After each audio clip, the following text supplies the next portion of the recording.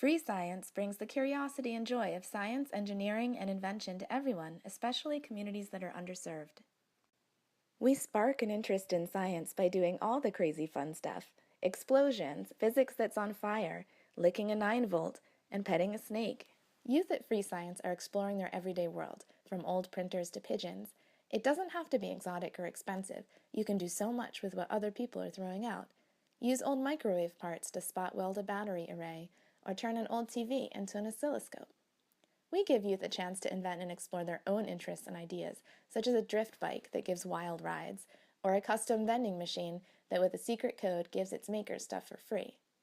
Our space is located in the middle of low-income and affordable housing. Neighborhood kids can just drop in. The program is completely free, and there are no barriers to participation. What would make the workshop even better? An Infy Maker Award to kickstart our teen internship program.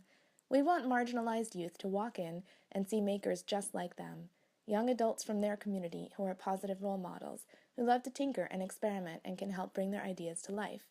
We have Daquan, who is amazing and basically runs the place, but we could really use Daquan times 10. Thanks for watching, and please help us make science free.